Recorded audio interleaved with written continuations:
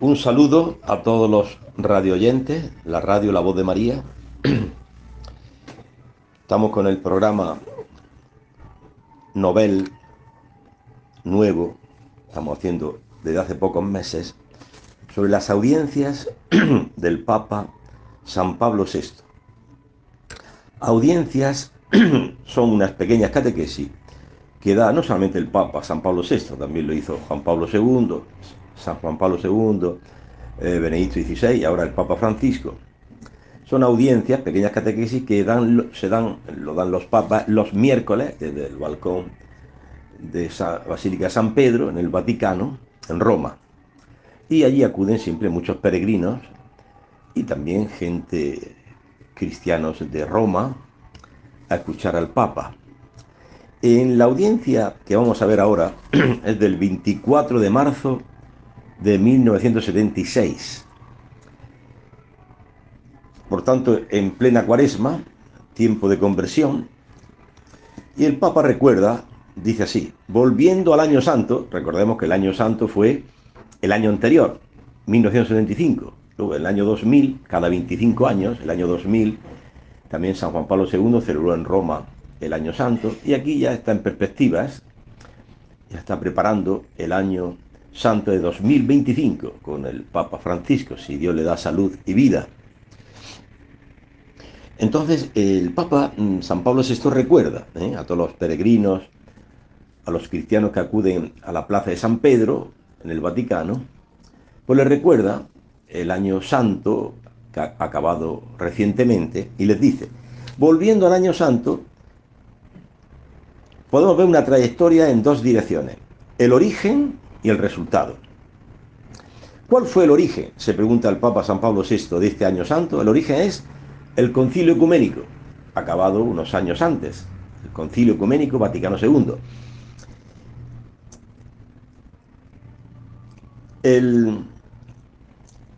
Y de ahí sacamos la riqueza doctrinal y su fecundidad renovadora. El concilio lo ve así el Papa, que lo concluyó, lo inauguró el Papa San Juan XXIII, falleció a los 2 años y lo continuó el Papa San Pablo VI, concluyó el concilio. El concilio, dice el Papa, es una riqueza doctrinal y una renovada fecundidad, una renovación para la Iglesia. ¿Por qué? Ustedes piensen que yo he participado antes del concilio, yo era 10 años, era un monaguillo que ayudaba a los sacerdotes, me daban una cartolina donde tenía que responder en latín, Dominus vobiscum, decía el sacerdote, y yo respondía leyendo, et cum spiritu tuo. Claro, yo no sabía lo que decía, pero era así, en latín. Luego, la Biblia prácticamente estaba prohibida. Y así, podemos hablar de tantas cosas, ¿no? La Iglesia era considerada la pirámide, el Papa, los obispos, las monjas, los sacerdotes, eso era la Iglesia. Entonces, el concilio ha supuesto una renovación eclesiológica, cristológica, poner en el centro el misterio pascual. Pensad que la vigilia pascual se celebraba antes del concilio el sábado por la mañana. El sábado por la mañana se celebraba. Fíjate, cosas. Entonces, el concilio ha puesto la vigilia pascual, el centro de todo el año litúrgico. Inspirado todo en la Pascua de Jesús, su muerte y resurrección. La Biblia dice, la Dei Verbum, una de las constituciones, es el alimento de todo cristiano, y la Iglesia venera por igual la Biblia, la palabra de Dios, como el cuerpo de Cristo, la Eucaristía. O sea, son los dos pilares de la Iglesia. Algún teólogo decía, si Martín Lutero hubiese leído la Dei Verbum, no se hubiese producido la ruptura protestante, ¿no? Los luteranos. Bueno, qué duda cabe que el concilio Y luego el concilio invitó a todos los países a hacer la liturgia en la lengua vernácula, o sea, la propia lengua. En Brasil, pues en portugués. En Ecuador, en español. En Estados Unidos, en inglés. O sea, que cada fiel pueda entender. Porque no vamos a oír misa. Fijaros que se decía antes del concilio, mandamiento de la Madre Iglesia, oír misa entera. ¿Cómo oír? El concilio en la Sacrosanctum Concilio ha dicho participación activa de los fieles. Tú piensas que antes del concilio el sacerdote estaba diciendo la misa en latín y había una viejecita allí que estaba rezando el rosario. Otra viejecita o viejecito estaba allí tocando un santo y rezándole al santo que le curase a su nieto, mientras el sacerdote decía la misa. Y todos los altares laterales diciendo, todos los sacerdotes diciendo misa. El concilio ha dicho quitar los altares laterales y el centro, la sede donde preside el obispo, el sacerdote y todo el cuerpo de Cristo, la iglesia, todos a una, escuchando la palabra de Dios, participando activamente, alabando a Dios con el canto, las moniciones, etc. Bueno, qué duda cabe que el Concilio Vaticano II ha sido movido por el Espíritu Santo para renovar la iglesia. Que ha habido falsas interpretaciones y cosas, bien, el Papa las va denunciando, San Pablo VI, como veremos ahora. Entonces, la primera cosa es el origen de este año santo, está en el Concilio Vaticano II, el Concilio Ecuménico. El Concilio, otra cosa, la división de los cristianos. Esto es un escándalo para los paganos. Entonces, el Concilio ha querido, movido por el Espíritu Santo, dado que San Juan XXIII había estado de nuncio en los países de Oriente, había palpado la división de la Iglesia. Entonces, San Juan XXIII quería un concilio ecuménico, es decir, que busque la unidad de los cristianos. El concilio ha sido una maravilla, hermanos, movido, inspirado por el Espíritu Santo. Ahí está su fuente, ahí tiene su fuente el Año Santo. Y el resultado, dice, respecto a los resultados, mirando al futuro, podemos hablar de la civilización del amor. O sea, ¿qué conclusión saca el concilio? ¿Qué conclusión saca el Año Santo para todos los cristianos? El Papa San Pablo VI le llama la civilización del amor. ¿Y cuál es el núcleo? Lo hemos repetido otras veces. El Papa dice que el núcleo de esta civilización del amor, inspiración del Año Santo y del Concilio, ¿cuál ha sido? La primitiva comunidad cristiana, donde hay que mirar a Jerusalén. Eso es pastoral revelada. Los documentos del Concilio de Orange o de Lyon o el Concilio de Trento son documentos que servían en aquel contexto, pero lo que aparece en los Hechos de los Apóstoles, capítulo 2, eso es pastoral revelada, es palabra de Dios para todas las generaciones. Todas las generaciones de la Iglesia tienen que mirarse ahí. Que también tengamos en cuenta los cánones del Concilio de Trento, del Concilio Vaticano I, tal, bueno, está bien, pero hay una pastoral revelada que es modelo para todas las generaciones de la Iglesia. Por ejemplo, ¿y qué dice? ¿Qué dice este núcleo de la civilización del amor? Pues si lees Hechos de los Apóstoles, capítulo 2, 42 siguiente, dice, los cristianos que habían creído en la predicación de Pedro, se habían hecho bautizar, se mantenían constantes en la enseñanza de los apóstoles, o sea, escuchando la palabra de Dios, en la comunión, en la fracción del pan, o sea, la Eucaristía, y en las oraciones. Nadie llamaba suyo a sus propios bienes, todo lo tenían en común. Este es el modelo. Tanto es así que, por ejemplo, una anécdota o un hecho maravilloso. Esto fue en el siglo I.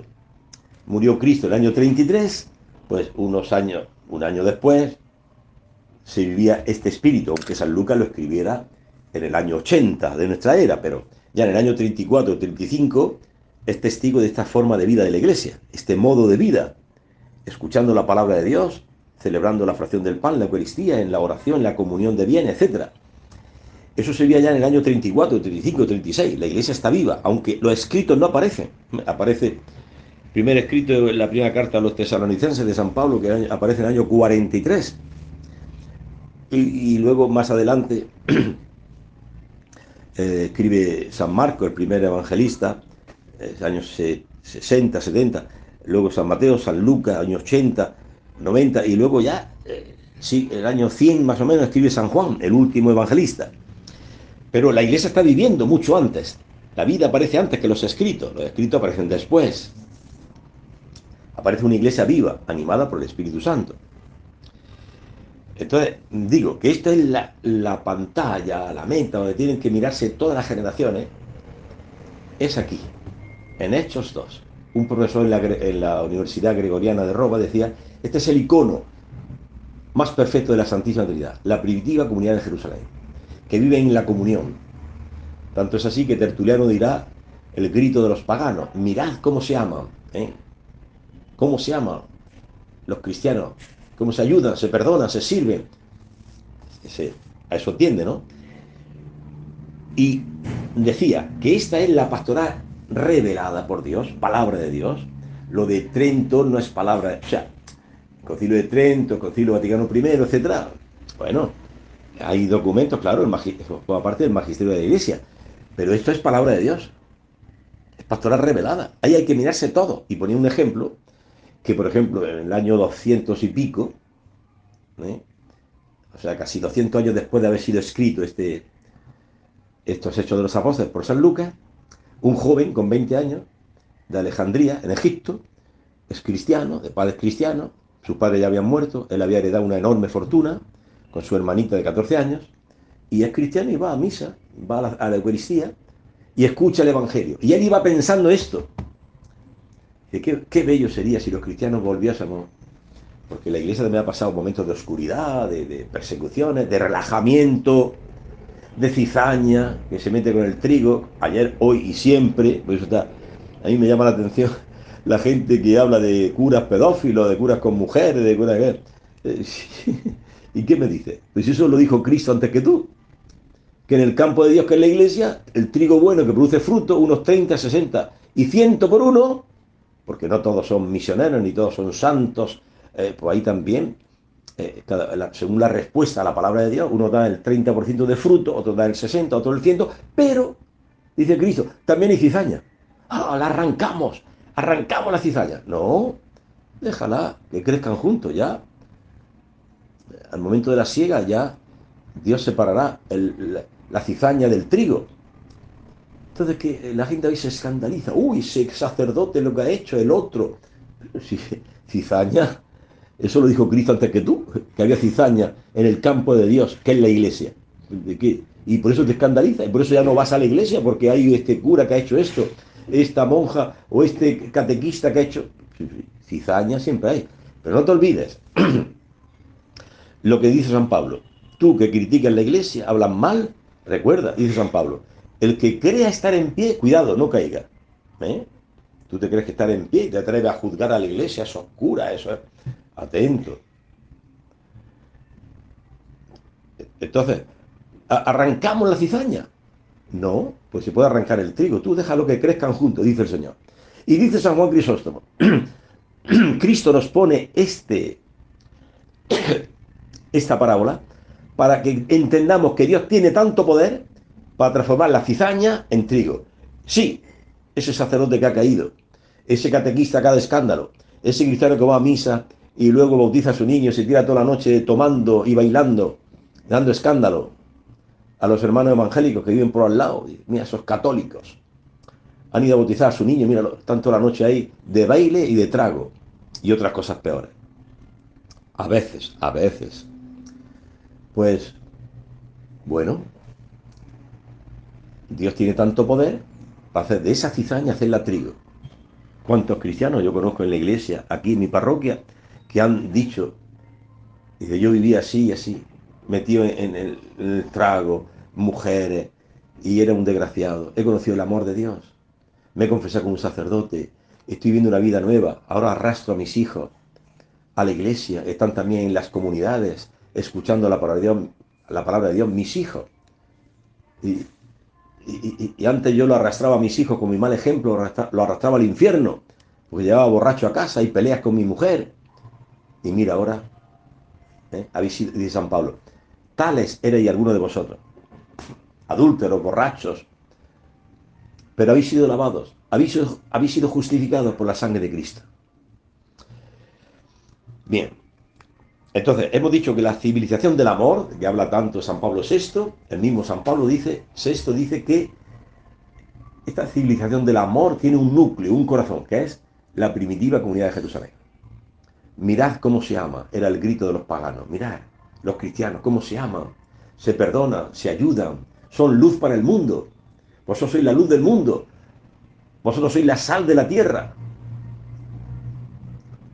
por el testimonio de vida, porque se ayuda. Decía San Pacomio, que es el padre del monaquismo cenobítico. Sabéis que el monaquismo, el padre se considera, de los eremitas, se considera a San Antonio,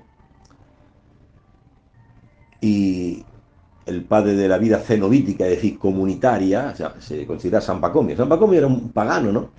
Que iba a hacer la guerra y tal, y vio como en el barco donde iba, pues paraban en algún lugar, pues el río Nilo, había sus paradas, y los, los soldados atados con cadenas a veces, con heridas, muertos de hambre, de tanto sufrimiento, y llegaban a un puerto en el río Nilo, y bajaban unas personas y les curaban las heridas, y le daban de beber, y le daban de comer, y él se quedaba impresionado.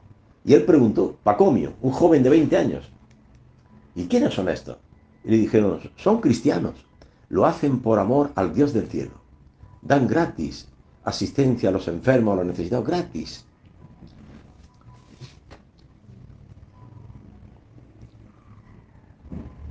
Dan gratis. Y dice San Pacomio, si vuelvo de la guerra sano y salvo, me haré cristiano. Y se hizo cristiano. Y llegó a ser un gran monje, el padre del monaquismo cenobítico, viviendo en comunidad. Así como San Pacomio también iba con 20 años, había heredado una fortuna inmensa de sus padres fallecidos, de campos, de casas, y escuchó en la Eucaristía la palabra de Dios. Si quieres ser perfecto, ve y vende tus bienes y dáselo a los pobres. Después ven y sígueme. Y salió de la iglesia, empezó a vender todos sus bienes para los pobres. Se hizo un tesoro en el cielo, lleno de felicidad. Se fue a seguir a Cristo, buscando un monje que le instruyera. Y luego también se había reservado, cuenta la tradición, lo cuenta San Atanasio, que escribe la vida de San Antonio. Dice que San Antonio, pues, después de esto, se reservó un poco de dinero, un poco de fortuna, pensando en el futuro, porque tenía una hermana de 14 años, y a la semana siguiente lleno de felicidad, porque tenía ya un tesoro en el cielo, habiendo vendido todos sus campos, sus casas, para los pobres, la había vendido, se había dado a los pobres, y se había hecho en el cielo un tesoro enorme. Entra en la iglesia y escucha el evangelio que dice el sacerdote, no andéis preocupados por el futuro, qué comeré, qué beberé, no, mirad las aves del cielo, y salió otra vez de la iglesia, y lo poco que había guardado se lo dio también a los pobres, se quedó sin nada. Entregó a su hermana a una fraternidad femenina, de una especie de vírgenes, de especie de religiosas que había allí junto a la iglesia, y él se fue ya al desierto a buscar un monje que le instruyera en el camino de Dios, y lo aprendió tan bien, se dejó modelar tan bien por el Espíritu Santo, que llegó a ser el gran San Antonio, abad, que hasta el emperador romano fue a buscarlo, a hablar con él. Murió después de 100 años de vida. Bueno, leer la vida de San Antonio es impresionante. La podéis buscar en internet. Si ustedes son aficionados a esas cosas, ahí está, por ahí. La vida de San Antonio Abad, escrita por San Atanasio. Impresionante. Pues bien, era porque se miraban aquí, en este núcleo de la civilización del amor. Dice el Papa, San Pablo VI, que un resultado de este año santo y del concilio debe ser la civilización del amor. ¿Y cuál es el corazón de la civilización del amor? Hechos de los Apóstoles 2, capítulo 2. Los cristianos que habían creído en la predicación de San Pedro se habían bautizado y desde entonces se mantenían asiduos. No un día sí, otro no. Hay gente floja que un día va a la palabra, otro día llueve un poco y ya no va, o hace una fiesta de aniversario, de cumpleaños, de la quinceañera y ya no va a la Eucaristía. Siempre ha habido y hay cristianos flojos, más flojos y flojísimos, ¿no? Eh, pues sí, y Dios lo respeta. Y cuidado, si yo me creo a alguien, puedo caer. Y ese que cristiano flojísimo, siempre en fiestas, y que va de vez en cuando a la iglesia, puede Dios tocarle el corazón y se convierte en el más fiel de todos. Porque para Dios todo es posible. Mira a San Gabriel de la Dolorosa, jovencito, siempre en fiesta, en mundanidad, y tuvo un acontecimiento de muerte y le prometió a Dios que iba a cambiar. Y cambió 2 días, después ya se olvidó y volvió al mundo, las fiestas. Tuvo una enfermedad grave y le prometió a Dios si le curaba que iba a volver. Y nada, curado, ya se olvidó de todo y al mundo, a las fiestas. Murió no sé quién también y ya le prometió. Bueno, a la 4ª vez ya tomó la resolución firme de entrar en religión, le llaman ellos, o sea, entrar a una congregación de los pasionistas. Y fue un hombre joven, jovencísimo, patrono de la juventud, San Gabriel de la Dolorosa. Impresionante cómo entró al noviciado lleno de fervor, de amor a Cristo, obediente, lo que le mandara, amaba a Cristo, la oración, algo estupendo. Y era hijo de gente rica. Al principio el noviciado le daba un poco de repugnancia porque era acostumbrado a la vida refinada de la gente rica, porque claro, los pasionistas vivían una vida bastante austera, pobre, y le costó, pero Dios le ayudó. Hoy es el patrono de la juventud con San Luis Gonzaga. Algo impresionante, leer la vida de San Gabriel de la Dolorosa. Murió de tuberculosis, eh, enfermó antes de ser sacerdote.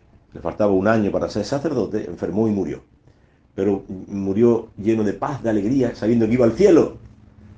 Esa es la meta, el cielo, la esperanza de la gloria de Dios. Por eso dice San Pablo que los padecimientos de estos tiempos presentes son nada. Te han calumniado, te han robado, te han ofendido, te han dicho una calumnia. Tú dices, eso no es nada. Ofensas las que yo le he hecho a Cristo clavándole en la cruz con mis muchos pecados. Y Él me ha amado. El cristiano vive contemplando a Cristo en la cruz, que le ha amado y le ama, y le amará eternamente. El cristiano no pierde tiempo por lo que me han dicho, por lo que me han hecho. El cristiano no está, como decía aquella señora, sí, estoy casada, llevo una cruz pesada, mi esposo no viene a la comunidad, llevo una cruz pesada. No, no hables como pagano. Si el yugo de Cristo, la cruz de Cristo es suave, el yugo suave, ¿cómo dices tú que es pesada? ¿Por qué para ti la cruz es pesada? Ese marido que casi no quiere trabajar, que trabaja poco, trae poca plata y se emborracha y me ofende, llevo una cruz pesada. ¿Por qué le llamas cruz pesada? Porque mi esposo es así. No, porque tú no sabes luchar contra el demonio. Pues si tú supieras luchar contra el demonio, cuando el demonio te dice, mira lo que hace. Trabaja poco, trae poca plata, ninguna casa. Yo tengo que sacar la casa adelante y viene a veces tomado y me grita, me ofende. Cuando el demonio te dice esas cosas, tú, si sabes luchar según Dios, si eres buena combatiente cristiana, dirá al demonio, sí, es verdad, pero eso es una pajita pequeña. Una viga enorme tengo yo, toda mi vida he ofendido a Cristo y lo he clavado en una cruz. Cristo es yo y yo lo he clavado en la cruz. Oh Dios, ten misericordia de mí, cuánto me has amado. Y esto que hace mi esposo, eso no es nada. Eso que hace mi esposa que me abandonó, se fue con otro hombre, eso no es nada. Para lo que yo he hecho.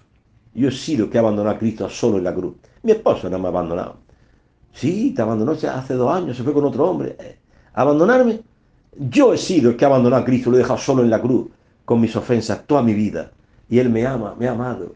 Un cristiano vive una vida nueva. El cristiano vive una vida feliz. Su yugo es suave, porque siempre mira a Cristo. No está mirando la paja ajena, el defecto de la esposa que le abandonó, el defecto del esposo que viene tomado, el defecto, mirando siempre el defecto del hijo que es rebelde y no quiere ir a la iglesia, siempre obsesionado por la vida ajena. Olvida, aparta, dicen los padres de la iglesia, todos los santos lo dicen, aparta tu vista de vidas ajenas. Tú mira a Cristo. Decía San Agustín, Señor, que me conozca, ¿quién soy yo? Que te conozca a ti, ¿quién eres tú? Esa es la misión del cristiano. Conocerse, ¿quién soy yo? Uno que ha clavado a Cristo en la cruz. Cristo murió por nuestros pecados. Lo dice el credo, lo dice la fe cristiana, lo dice la palabra de Dios. Cristo murió por mis pecados. Aunque en el mundo no existiera nadie más que yo, por mí solo Cristo habría bajado del cielo a morir por mí para que no me vaya al infierno y abrirme el cielo, irme con él al cielo. Por mí solo, por ti sola. Cristo habría muerto. Oh, la belleza del cristianismo.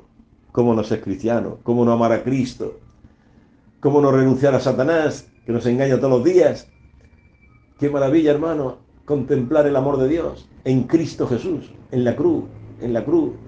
En Cristo Jesús estaba Dios, reconciliando al mundo consigo, no tomando en cuenta las transgresiones de los hombres. ¿Cómo no amar a Cristo, hermano? Si me amó cuando yo era su enemigo,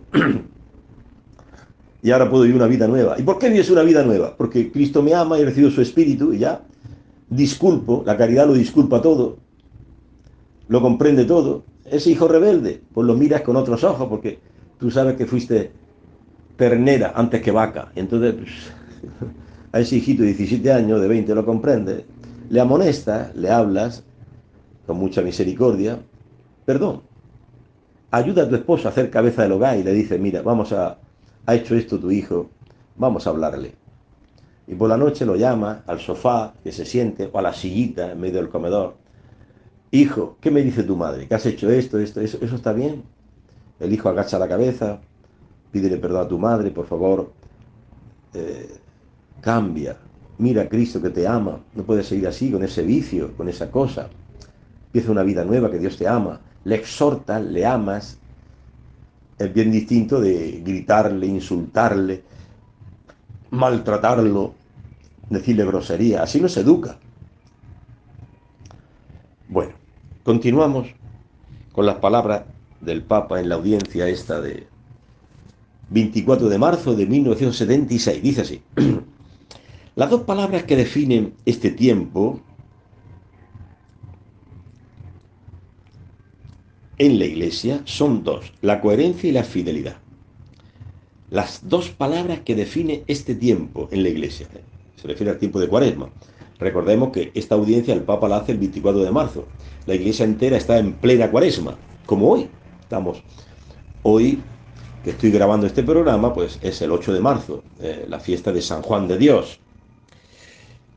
Entonces, pues bien, ¿cuáles son hoy en Cuaresma, en este tiempo, un tiempo fuerte, un tiempo litúrgico fuerte, la Cuaresma?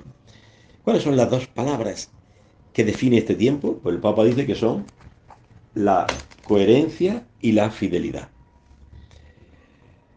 ¿Coherencia en qué sentido? Pues ser testimonio, no ser un escándalo. Podemos ser testigos de Cristo o podemos ser un escándalo. Podemos ser luz o podemos ser tinieblas. Entonces dice, en este tipo de Cuaresma estamos llamados, como en toda la vida cristiana, estamos llamados a ser coherentes, o sea, ser testigos del amor que hemos recibido, del perdón que hemos recibido. Aquel vecino tuyo te pidió $200. Estaba angustiado, a su esposa la operaban, no tenía plata, era una emergencia, estaba asustado, estaba angustiado y, y le diste los $200. Se ha pasado un año y no te ha pagado nada. Entonces tú vas, porque tú eres testigo de Cristo, ¿no? Tú eres cristiano, sí, sí, padre, yo voy a misa. Entonces eres testigo de Cristo. ¿Eres cristiano? Sí, padre, sí. Bueno, pues entonces tú irás donde tu vecino en este tiempo de Cuaresma y le dirás, como has escuchado las palabras del Evangelio estos días, que dice Jesús, sean compasivos, perdonad y seréis perdonados. Pues entonces tú te vas donde el vecino y dices, oye vecino, ¿te acuerdas? O hermano de comunidad, o compañero de trabajo, le dirás, oye, ¿te acuerdas que hace un año me pediste $200? Y él agacha la cabeza. Sí, sí, es verdad, no te he podido pagar, estoy sin trabajo, estoy mal, ten paciencia, ya te pagaré, sé que te debo $200. No, no, levanta la cabeza. Vengo a darte una buena noticia. Te perdono. Esos $200 te los perdono. ¿Por qué? Hoy es un día grande para mí, porque me he hecho un tesoro a cuenta de esos $200. ¿Qué tesoro? Lo dice el Evangelio, perdonad y seréis perdonados. Vuestra vida pasada, Dios le perdona. Entonces yo vengo a decirte que te perdono esos $200, tranquilo, comprendo que tuviste una emergencia para operar a tu esposa, que Ahora estás sin trabajo, estás más y tranquilo. Tienes una carga muy grande, que a veces que me ves por la calle, agachas la cabeza porque sabes que me debes $200 y yo quiero que levantes la cabeza. Vengo a perdonarte porque muchos más pecados me ha perdonado mi Cristo. Ese es el testigo de Cristo. Porque nos podemos llenar la boca de soy testigo de Cristo, soy cristiano, voy a misa. Sí, pero eso tiene que verse en los hechos, en las obras. ¿Qué obra? Por ejemplo, esta. Perdonad y seréis perdonados. Dios te perdona a ti todo el pasado, que tienes muchos pecados. Tenemos todos muchos pecados, ¿verdad? El justo peca 7 veces al día, dice la Escritura. Imagínate, el injusto como tú y como yo, ¿cuántos pecados tenemos? Entonces, en este tiempo de Cuaresma, dice el Papa, se nos invita a la coherencia, o sea, ser testigos, dar testimonio de Cristo, que Él nos ha perdonado, tú también perdonas. Testigo de Cristo. Dios te ha salvado de la esclavitud del trago, no vuelvas a Él. En este tiempo de Cuaresma y toda la vida, tu hermano, tu vecino, tu no sé quién, te invita a una fiesta de cumpleaños y allí corre el alcohol y tú, bueno, brindas con una copita de champán o de licor, una copita, y después ya, o dos, máximo, máximo. Pero después ya te ofrece y te ofrece y no tomas. ¿Por qué? Porque tú eres testigo de Cristo, eres coherente. Y entonces, pues, te acusarán, se meterán contigo, te llamarán, ¿qué te ha vuelto hermanito? Ya no tomas, venga, toma otra, toma. No, no tengo que tomar, no, ya. Decía un monje del desierto a su padre espiritual, ¿puedo tomar dos copitas, una copita de vino? Y dice, bueno, y dos, bueno, y tres, dice, si no existiera el demonio, también, pero atento, a la tercera copa, emborracharte, cuidado, eres testigo de Cristo, ¿no? A esto nos llama Dios en este tipo de cuaresma, ser testigo de Cristo, y no tomas, ¿eh? Sobre todo ahora en cuaresma, pues no, no me emborracho, no, perdonas, amas, eso es, nos llama a Dios a la coherencia, a ser testigo. Y el otro punto, ¿cuál es? A la fidelidad. ¿Fidelidad a qué? A la fuente, que es Cristo. Fidelidad y coherencia, que tienen su fuente, ¿dónde? En el Evangelio. Dice el Papa, citando el Sermón de la Montaña, San Mateo dice, no el que me diga Señor, Señor, entrará en el reino de los cielos, sino el que haga la voluntad de mi Padre Celestial. Y también dice el Señor, quien persevere hasta el fin, ese se salvará. Entonces, fidelidad al Señor. O sea, no basta con orar. No el que me diga Señor, Señor. Se refiere a la oración, los salmos, la oración. Sin oración no hay vida cristiana. Pero no basta la oración. Eso es un árbol con hojas. Bien, que un árbol tenga hojas es signo de vitalidad, está bien, pero no bastan las hojas. Y el fruto, no basta con rezar, con orar. No es que yo en Radio María oigo todas las horas, liturgia de las horas y también las misas y el rosario. Bueno, eso está bien. Pero, ¿y las obras? Ama a tu esposo, amas a tu esposa, ama a tus hijos. Me decía un trabajador en Radio María, que está soltero, ya con su edad, no es un jovencito, pero ya tiene su edad, más de 40 años, 50 años, y digo, bueno, estás célibe, Dios no te ha regalado una esposa, pero vive la vida cristiana, y dice, bueno, cuido a mis padres ancianitos con 93 años, con 87 años, les compro medicina, los cuido, muy bien, fíjate, esta persona que gana plata, en vez de gastársela con amigos en borracheras, compra medicina a sus padres, los cuida, vive con ellos, ¿eh? Dios estamos llamados a ser testigos, a ser fieles al Evangelio, a la palabra de Dios. ¿Qué dice la palabra de Dios? Honra padre y madre. El dinero de este señor que trabaja y a veces hace hasta horas extras, no es para vicio. Podría pensar un soltero ya mayor, vivir como solterón, ¿no? Es decir, bueno, gano plata y no tengo mujer ni hijo, pues mira, ahora me voy de prostitutas y ahora me voy a esta fiesta y ahora invito a estos amigos a este restaurante y dinero y trago. No, él ve que tiene que cuidar a sus padres. Dios nos la regala una esposa, bueno, la da unos padres. Qué bonito, ¿no? Dios nos llama a la fidelidad. No basta con decir Señor, Señor, sino hacer la voluntad de Dios. Mira, ninguno de tus hermanos quiere tomar a tu mamá enferma de Alzheimer y tú, hablando con tu esposo, ¿estáis de acuerdo? Sí, tráela. Y le lavas a tu mamá con Alzheimer, ancianita, le das la comida, eso es.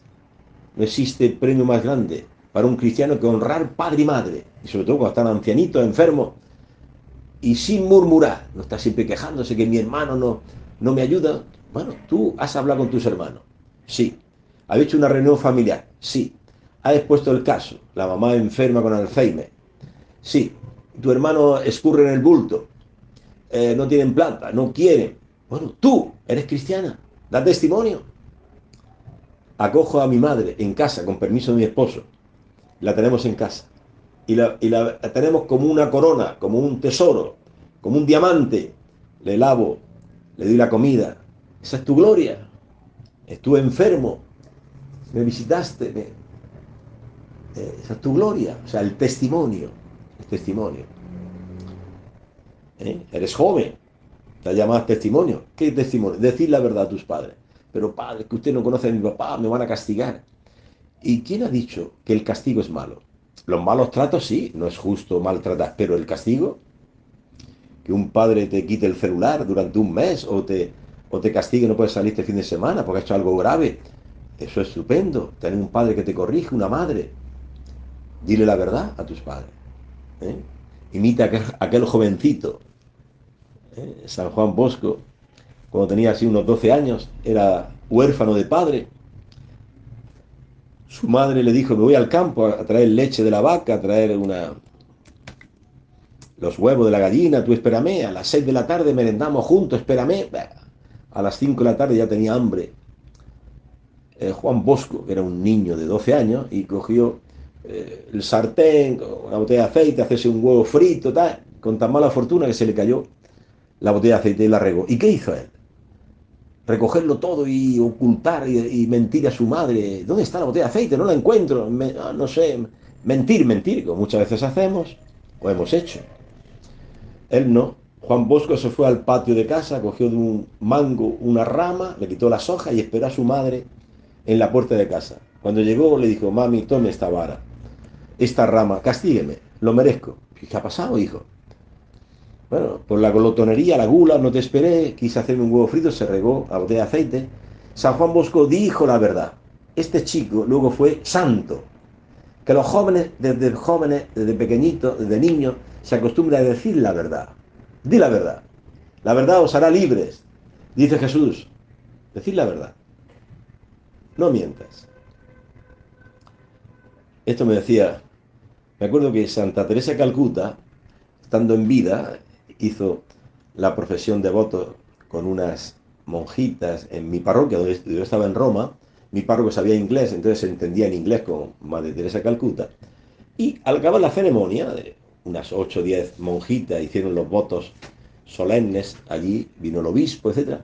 Mi párroco me dijo, bueno, lleva tú en el carro, lleva a la Madre Teresa de Calcuta, llévala a su convento. Y yo tuve el honor, la gracia de llevar a Santa Teresa de Calcuta en el carro a su convento, al centro de Roma, y le pregunté de camino, yo no sabía inglés, pero bueno, una monjita que iba con nosotros también me fue traduciendo al italiano, y yo le pregunté, Madre Teresa, yo trabajo con niños, con jovencitos, scout, etcétera, en la parroquia, ¿qué les digo? ¿Qué me aconseja? Dice, dígales que digan la verdad. Yo pensé que iba a decir, bueno, que los niños, los jovencitos, que sean obedientes a sus papás, que hay que ser obedientes, ¿no? O que no se peleen con los hermanos, que no hay que pelearse con los hermanos. Pero me sorprendió diciéndome, tú diles que digan la verdad. En qué buen camino ese, que los niños, los jóvenes aprendan a decir la verdad a sus padres. Vives bajo el mismo techo de tus padres y no te conocen. Haces cosas por ahí que conocen tus amiguitas. Di la verdad.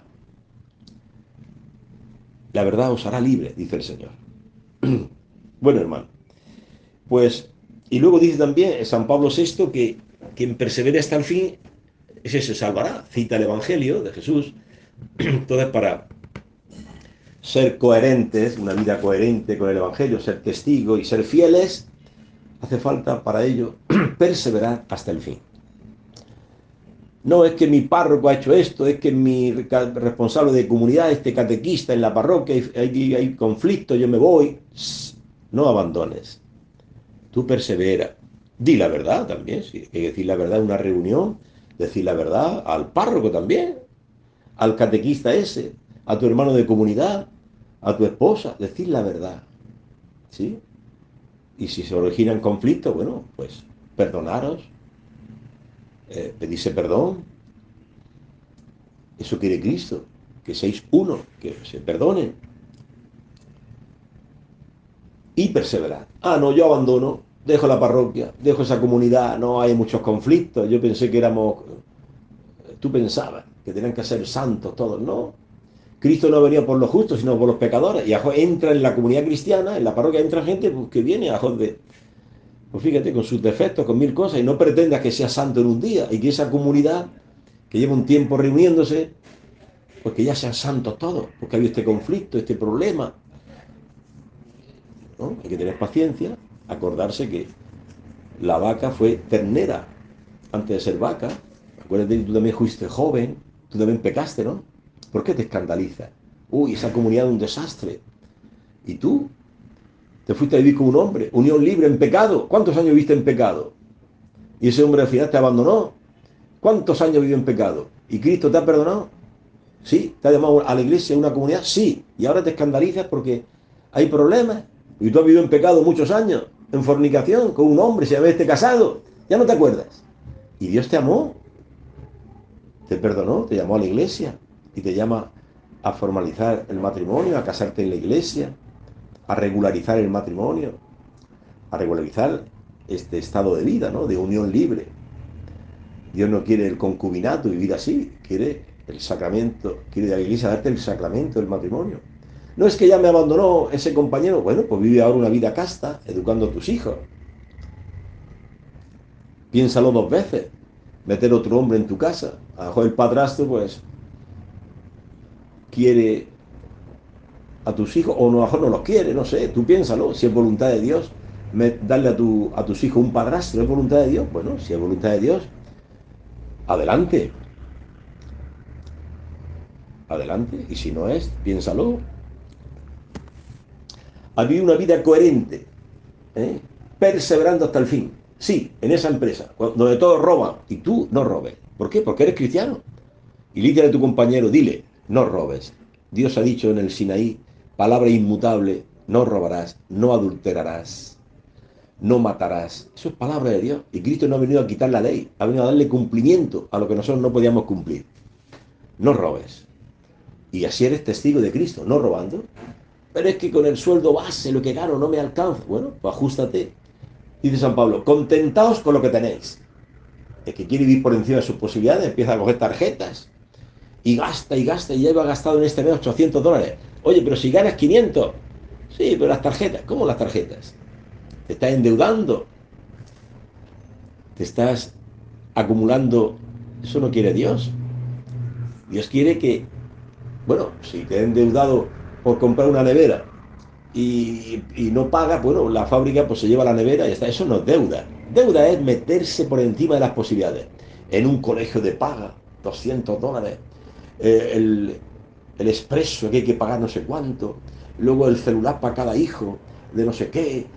Y al final, pues, son unos gastos casi de $1000. Oiga, pero si ganan 700, ¿cómo? Tú tienes que saber vivir. Si no puedes estar en ese colegio, mándalo a otro. Por ejemplo, hay que contentarse con lo que se tiene, no vivir por encima de las posibilidades. Así se es testigo de Cristo. Si no, eres un vulgar ladrón, que despilfarrador, que despilfarra el dinero, se va a restaurantes, se va a esto, a lo otro, y se está endeudando, cada día se endeuda más. ¿Eso es testigo de Cristo? No. Dice San Pablo, con nadie tengáis deudas. La única deuda que tienes que tener es amar a tu prójimo. Eso es palabra de Dios, lo dice San Pablo en la carta a los romanos. Con nadie tengáis deudas. Y repito, comprate una nevera, que a veces es un bien necesario, pagas $30 cada mes por un conflicto de no sé qué, de una operación, una cirugía, te has quedado sin dinero, no puedes pagar. Bueno, pues lo máximo que puede suceder es que la empresa venga y te retire la nevera si no pagas. Bueno, Eso no son deudas. Deudas son otras cosas. Meterse por encima y vivir por encima de las posibilidades, endeudándose y endeudándose. Eso no es testigo de Cristo. Eso es testigo del despilfarro, de la vida vanidosa, lamparosa, de aparentar lo que no eres. No me gusta este barrio, me voy a una ciudadela. Pero oiga, en la ciudadela, ¿cuánto cuesta? ¿Cuánto pagas? Sí, el banco, no, el banco ya me da, pero el banco, y si pierdes el trabajo, el banco se queda con tu casa, se queda con todo y te ves. Cuidado, seamos prudentes, no seamos insensatos. Es verdad que a veces, pues, por ignorancia, no por maldad, nos metemos en cosas que, de deudas y cosas, hay que ir pagando las deudas, ir pagando, ir pagando. Bueno, y continúa como conclusión de todo esto, el San Pedro dice, sean, esto cita el Papa San Pablo VI, dice San Pedro, sean fuertes en la fe. El catolicismo es un acto de perenne fidelidad que atraviesa toda la historia, dice, dice el Papa. Efectivamente, es un acto de perenne fidelidad. Y es verdad, en muchas empresas le gustan coger a una persona cristiana que es católico, hombre, pues, y se va a una convivencia y se lo dice a su jefe, muy bien, vete, vete a rezar por mí, reza por mí, porque tiene confianza esta persona en esa persona cristiana, católica, que no le va a robar, no le va a defraudar, porque está con Dios, ¿eh? Porque dice el Papa, el catolicismo es un acto de perenne fidelidad a lo largo de toda la historia. Por eso hay de nosotros, si damos escándalo en la empresa, y de cómo, y tú vas a misa, tú eres católico, y estás robando. Ay del mundo por los escándalos, decía nuestro Señor Jesucristo. Más le valía a ese hombre atarle una piedra de molino al cuello y arrojarlo al mar, antes que escandalizar a estos pequeños que empiezan a creer en Cristo. Los pequeños son los pecadores que se acercan a Cristo, empiezan a creer y mira, le da ese escándalo. Entonces, hermano, atento a los escándalos. Podemos dar escándalo. Y podemos también ser testigos de Cristo. Dar escándalo. Mira, esos católicos, dice un evangélico, han ido hoy a bautizar a su hijo. Y ahí están toda la noche, con el baile, con el trago. Podemos dar escándalo. O podemos también vivir una vida coherente, fidelidad a Cristo. Y ser fuertes en la fe, no fuertes en la prepotencia. Oye, me has dicho esto a mi espalda, sal que vas a pelear conmigo. Esto, la prepotencia esa, ¿no? Ese lenguaje del mundo, la soberbia, la violencia. No.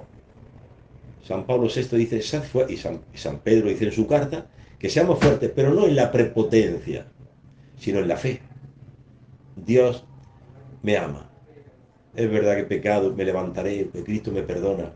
Aunque vaya por un valle de tinieblas, de conflicto, de sufrimiento, nada temo, tú Señor vas conmigo. Eso es ser fuerte en la fe. Mi hijo no quiere ir a la iglesia, he perdido el trabajo, mi hija ha venido embarazada, me acosan los problemas, las angustias, pero tú no desesperes. La desesperación no es cristiana. La esperanza cristiana dice que Dios te ama y aunque vayas por un valle de tinieblas, de conflicto, de problemas, Dios va contigo, Él te ayudará. Invoca al Señor, Señor, ayúdame, ayuda a mi familia, ayuda a mi vida. No puedo, no puedo, estoy mal. Ayúdame, Señor. Él te ayudará. El Señor está cerca del atribulado, del que se arrepiente, que ha cometido un pecado muy grave y no se desespera, sino se arrepiente porque sabe que Dios dice, ¿dónde habitaré yo? En un corazón contrito y humillado, que se estremece ante mi palabra. Allí habita Dios. En un corazón humilde, contrito, está arrepentido de lo que ha hecho. Esa mujer que va bañada en lágrimas a confesar con el sacerdote que ha matado a su hijo en su propio vientre, es el crimen abominable del aborto, dice la iglesia. Tú tienes que escuchar la voz de Dios y de la iglesia, no del mundo. El mundo es enemigo de la iglesia, enemigo. Mundo, demonio y carne son enemigos del alma, enemigos de la iglesia. Tú tienes que escuchar la voz de la iglesia. El mundo dice otras cosas. El mundo es enemigo de Cristo. El mundo quiere dinero a toda costa, como sea, aunque sea vendiendo droga, aunque sea robando, pero dinero, dinero, el mundo. Aunque sea no pagando el SRI, llevando doble contabilidad, no pagando los predios municipales, no pagando impuestos, mintiendo. Pero el cristiano vive de otra manera, aceptando los hijos que Dios le dé, confiando en Dios que los cuidará. Yo veo qué maravilla cuando veo en mi parroquia, veo una catequista embarazada del sexto hijo, otra hermana con su esposo, esperando el séptimo hijo, lleno de felicidad cuando veo que la palabra de Dios se la cree. Cambio, me lleno de tristeza cuando veo que esta pareja pues se han ligado las trompas, la otra pareja también se han ligado las trompas. Me llena de tristeza, digo, qué pena, estamos llamados a ser luz del mundo y somos tinieblas. Bueno, ¿y yo? ¿Por qué hablo de los demás? ¿Y yo? Que a veces he sido violento, grosero, que soy un pecador. Recen por mí, recemos unos por otros, pero tengamos en cuenta de fondo esto, que podemos ser cristianos, testigos de la luz de Cristo, y también podemos ser escándalo. ¿Qué camino elegiremos? Elijamos el camino de la vida y sigamos a Cristo. Hasta el próximo día, Dios mediante, y buen seguimiento, proseguimiento, buen camino de la Cuaresma hasta la Pascua. Un saludo a todos.